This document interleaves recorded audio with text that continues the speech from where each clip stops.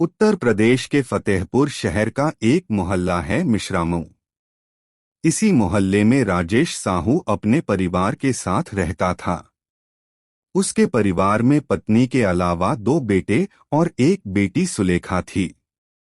राजेश घी का कारोबार करता था। वह फतेहपुर शहर के आसपास के गांव-गांव जाकर लोगों के यहां से घी खरीदता और फतेहपुर शहर में बेचता। इससे उसे जो फायदा होता, उसी से उसके परिवार की गुजर बसर होती थी। राजेश साहू की बेटी सुलेखा सुंदर होने के साथ साथ थोड़ी चंचल भी थी। इसलिए सयानी होने पर मोहल्ले के कई युवक उस पर डोरे डालने की कोशिश करने लगे। यह भनक राजेश को लगी तो उसे चिंता होने लगी। तब उसने बेटी के लिए वर की तलाश शुरू कर दी। थोड़ी भाग दौड़ के बाद उसे सदर कोतवाली के मोहल्ला बक्सपुर राधानगर में एक लड़का मिल गया। लड़के का नाम राजू प्रसाद साहू था।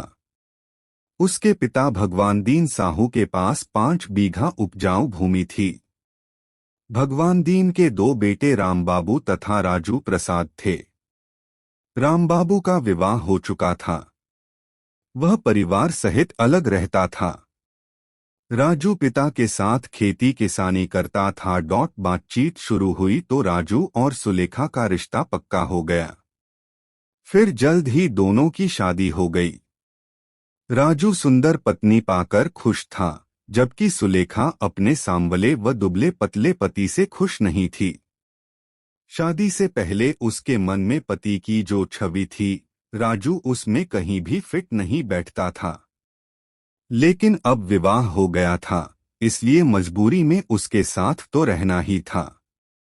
शादी के 3 साल बाद सुलेखा एक बेटी अर्पिता की मां बन गई थी।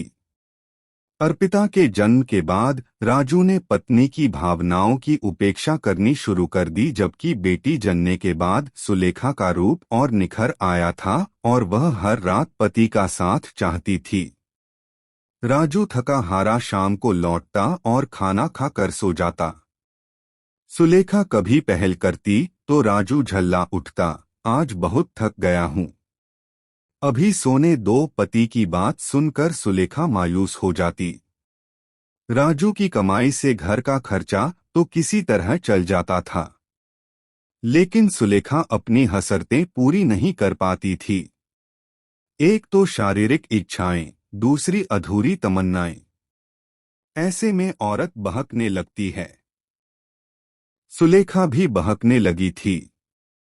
उसने पति को दिल से निकाल दिया था और तमन्नाएं पूरी करने के लिए किसी नए मीत की तलाश में जुट गई थी। इन्हीं दिनों राजू प्रसाद साहू के घर रामराज का आना जाना शुरू हुआ। रामराज बांदा जिले के करौली गांव का रहने वाला था। रिश्ते में रामराज राजू का मौसेरा भाई था। रामराज साहू ट्रक ड्राइवर था। वह खूब पैसा कमाता था। वह स्वयं तो पीता ही था, उसने राजू को भी शराबी बना दिया था। सुलेखा की सुंदरता और चंचलता की वजह से रामराज का दिल उस पर आ गया था।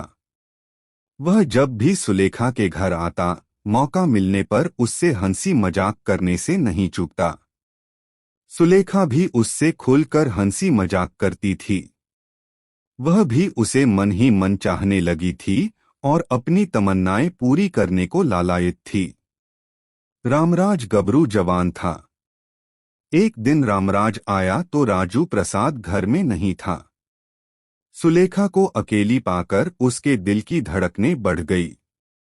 वैसा ही कुछ हाल सुलेखा का भी था। उसने इठलाते हुए कहा, आओ देवर जी, कैसे आना हुआ? भाभी, ट्रक लेकर प्रयागराज जा रहा था। फतेहपुर के ढाबे पर रुका तो अचानक तुम्हारी याद आई तो मन मचल उठा।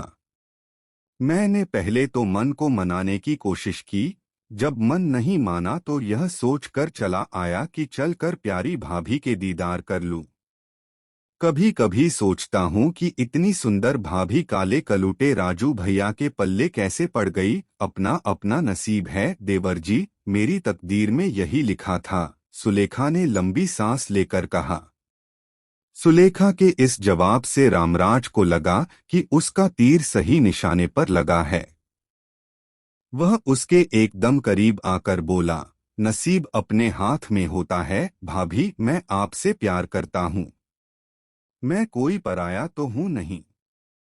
वैसे भी मैं न जाने कब से तुम्हारी खूबसूरती का दीवाना हूँ। देवर जी, यह दीवानापन छोड़ो और अब चुपचाप चले जाओ। कहीं वह आ गए तो पता नहीं क्या सोचेंगे।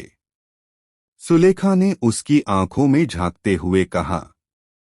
रामराज ने उसे बाहों में भरकर कहा, भाभी मैं चला तो जाऊंगा पर खाली हाथ नहीं जाऊंगा। आज तो तुम्हारा प्यार लेकर ही जाऊंगा। सुलेखा को बाहों में भरते ही उसने उसके साथ छेड़छाड़ शुरू कर दी थी। सुलेखा ने उसकी इस हरकत का कोई विरोध नहीं किया। इसकी वजह यह थी कि वह भी यही चाहती थी। उसने मुस्कराते हुए कहा, भूखे भेड़िए की तरह क्यों टूट पड़ रहे हो, थोड़ा सब्र से काम लो, दरवाजा खुला है। वैसे भी तुम जो कर रहे हो वह ठीक नहीं है। रामराज समझ गया कि सुलेखा को कोई आपत्ति नहीं है। इसका उसने पूरा फायदा उठाया और अपने तथा सुलेखा के बीच की दूरियां मिटा दी। इस तरह सुलेखा के कदम एक बार बहके तो बहकते ही चले गए। मौका मिलते ही रामराज सुलेखा के घर आ जाता। सुलेखा भी उसका हर तरह से सहयोग कर रही थी। इसकी वजह यह थी कि वह उसके पति से हर मायने में 21 था। सुलेखा ने रामराज से अवैध रिश्ता बनाया तो वह उसकी हर तमन्ना पूरी करने लगा। वह उसकी आर्थिक मदद तो करता ही था, उसके लिए नई साड़ियां तथा अन्य सामान भी लाता था। राजू उसके आने पर कोई टोका टाकी न करे, इसके लिए वह उसे मुफ्त में शराब पिलाता था। सुलेखा और रामराज का यह अवैध संबंध चोरी छिपे सालों तक चलता रहा। आखिर कब तक उनका यह गलत संबंध छिपा रहता। वे समय के साथ लापरवाह होते गए। परिणामस्वरूप एक दिन राजू प्रसाद ने दोनों को आपत्तिजनक स्थिति में देख लिया। फिर तो उसे समझते देर नहीं लगी कि उनके बीच यह खेल काफी दिनों से चल रहा है।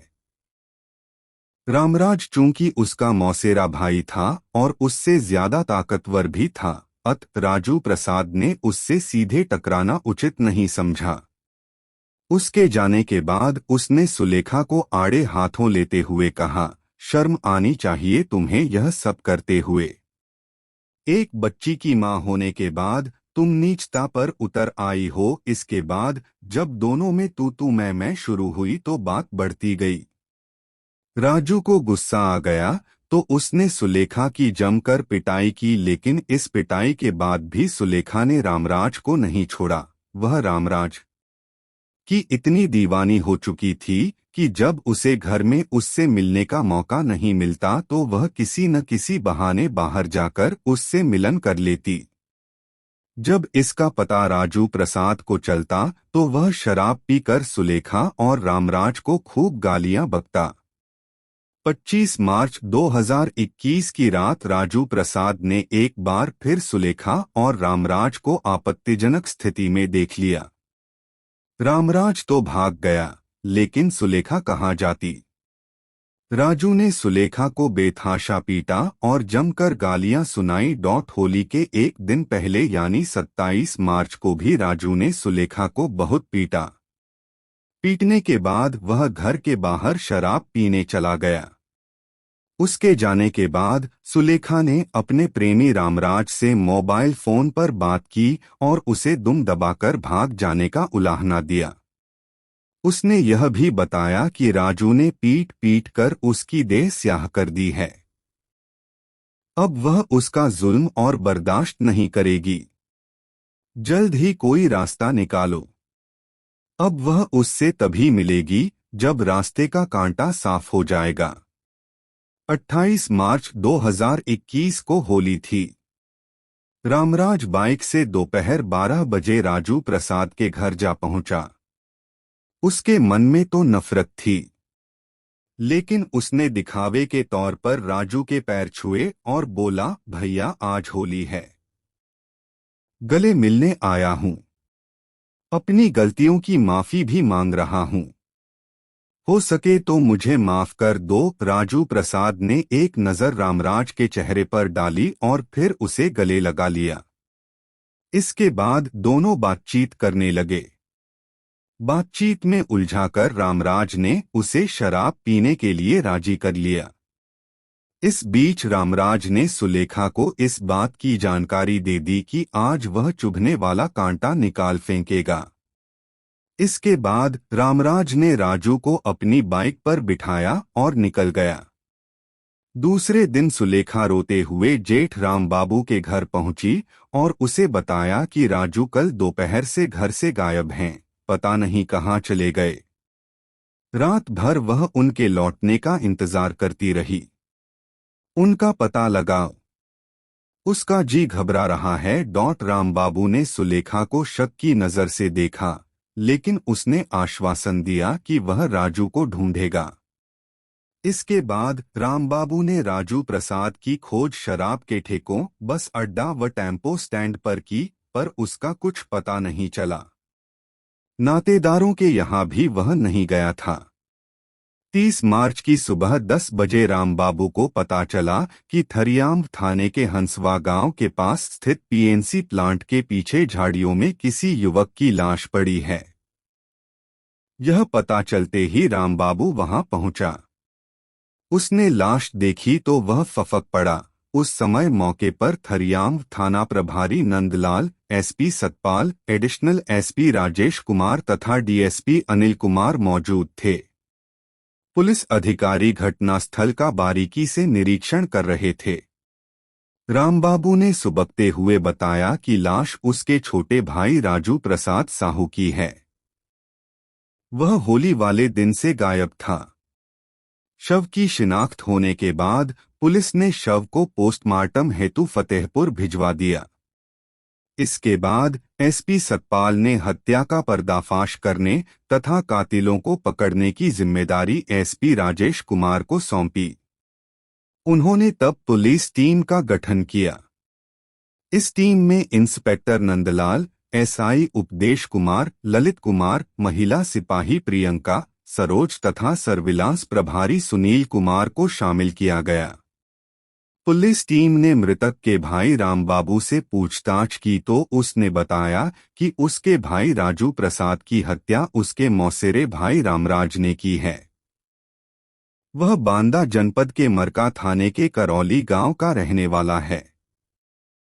हत्या में मृतक के भाई की पत्नी सुलेखा का भी हाथ है। रामराज और सुलेखा के बीच नाजायज रिश्ता बन गया था। इस रिश्ते का विरोध राजू करता था।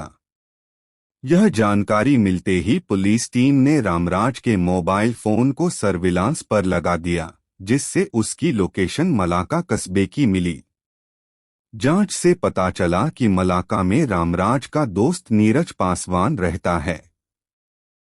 लोकेशन मिलते ही पुलिस टीम ने 2 अप्रैल 2021 की सुबह करीब 5 बजे नीरज पासवान के घर छापा मारा और रामराज तथा नीरज को गिरफ्तार कर लिया। इसके बाद टीम ने सुबह 10 बजे सुलेखा को भी उसके घर से गिरफ्तार कर लिया। तीनों को थाना थरियाम लाया गया। पूछताछ में तीनों ने राजू की हत्या का जुर्म कबूल किया। यही नहीं, रामराज ने हत्या में प्रयुक्त मोटरसाइकिल तथा खून सना पत्थर भी बरामद करा दिया। रामराज ने पुलिस को बताया कि उसके और सुलेखा के बीच नाजायज रिश्ता था, जिसका विरोध राजू प्रसाद करता था और सुलेखा को मारता पीटता था। होली के एक दिन पहले भी राजू प्रसाद ने सुलेखा को जमकर पीटा था, जिसकी शिकायत उसने मोबाइल फोन पर की थी और बाधक बन रहे पति को मिटाने की बात कही थी। इसी के बाद उसने राजू प्रसाद की हत्या की योजना बनाई और अपनी योजना में दोस्त नीरज पासवान को भी शामिल कर लिया। नीरज फतेहपुर जनपद के गाजीपुर थाने के मलाका का रहने वाला था।